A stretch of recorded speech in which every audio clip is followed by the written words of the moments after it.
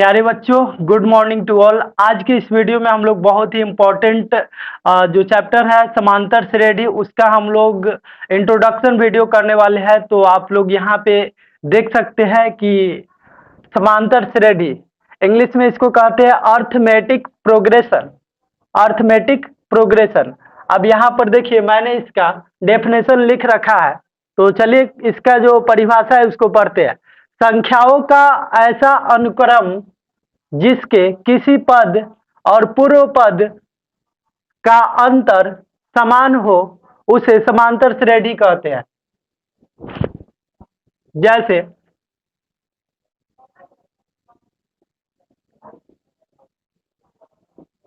देखिए, यहाँ पे हम लोग एग्जाम्पल लिखते हैं इसका 2, 4, 6, 8, 10 डॉट डॉट डॉट।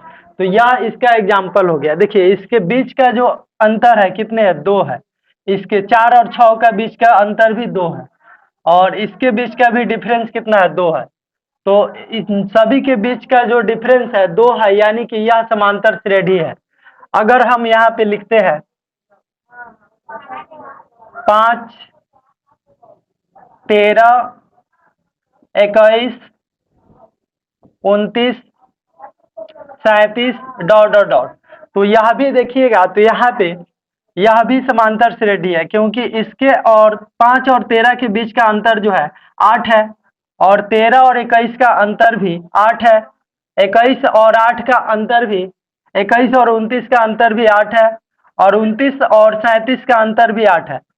तो ये क्या हो गया? तो ये जो है आपका समांतर श्रेणी है, क्योंकि इनके किन्हीं दो पदों के बीच का जो दूरी है वह समान है। ओके, तो चलिए यहाँ से इसका हम लोग व्यापक रूप लिख लेते हैं।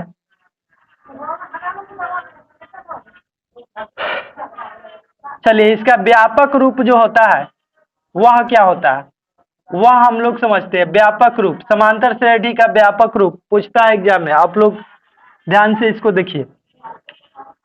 प्रथम पद ए होता है। देखिए, प्रथम पद इसमें ए होता है, द्वितीय पद को A2 बोलते हैं, तृतीय पद को A3, चतुर्थ पद को A4 बोलते हैं, और पांचवा पद को A5 बोलते हैं। तो यहाँ से व्यापक रूप ए होता है, फिर दूसरी का जो होता है A+D होता है, और तीसरी का A+2D, चौथा जो पद हो जाएगा A+3D डॉट डॉट डॉट। यह हो गया व्यापक रूप। तो चलिए यहाँ से हम लोग इसका कॉमन डिफरेंस समझते हैं। Common difference, common difference.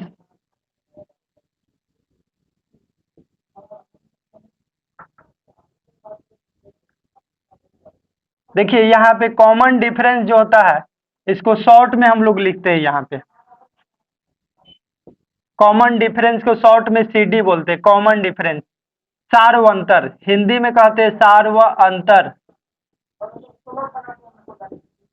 सार्व अंतर, इसको शॉर्ट में हम लोग D से सूचित करते हैं। क्या चीज से सूचित करते हैं? तो D से, स्मॉल d से। तो देखिए, यहाँ पर सार्व अंतर क्या होता है कि किन्हीं दो पदों के बीच के जो अंतर होता है उसी को सार्व अंतर कहते हैं। जैसे सार्व अंतर, D का फॉर्मूला आप लोग लिख लीजिए यहाँ पे।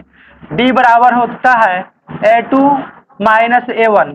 ओके, द्वितीय पद माइनस प्रथम पद, या D बराबर हो जाएगा A3 माइनस A2। तीसरा पद में से दूसरा पद को घटाइएगा तभी भी D का मान आपको मिल जाएगा यहाँ से। और D बराबर होता है, या D बराबर आप लोग लिख सकते हैं A4 minus A3 dot dot dot. इसी तरह आप लोग यहाँ पे D का मान कहीं से भी आप लोग निकाल सकते हैं।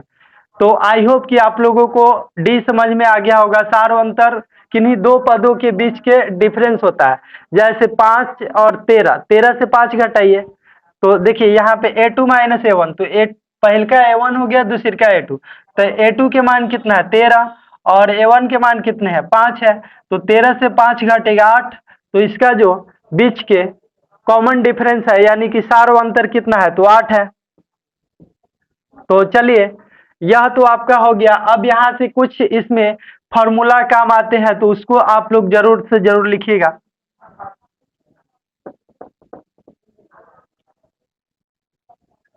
एन बराबर अंतिमवा पद, इसको एन को हम लोग अंतिमवा पद बोलते हैं, अंतिम पद, अंतिम पद। एन बराबर फॉर्मूला होता है A plus N minus one into D. यह हो गया, यह फॉर्मूला नंबर 1 हो गया। दूसरा, चलिए यहां पे लिखते हैं उसको। एक आता है एस एन, एस एन बराबर होता है एन बटा 2 into 2a plus N minus 1 into D. तीसरा जो फार्मूला होता है एस एन बराबर एन बटा 2 इंटू ए प्लस एल, जहां ए जो है प्रथम पद है और एल जो है अंतिम पद है।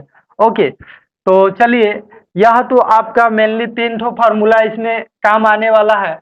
तो आइए अब यहाँ पे हम लोग समझते हैं कि एसएन क्या होता है। तो एसएन होता है पदों का योग, एसएन मतलब होता है पदों का योग। एसएन का अर्थ होता है पदों का योग और एन का मतलब होता है संख्या, नंबर, संख्या। और यहाँ पे ए का मतलब होता है प्रथम पद, प्रथम पद। ओके, और यहाँ पे डी का मतलब होता है सार्वंतर, यह तो आप लोग जानते हैं सार्वंतर। और यहाँ पर एल का मतलब होता है अंतिम पद, अंतिम पद।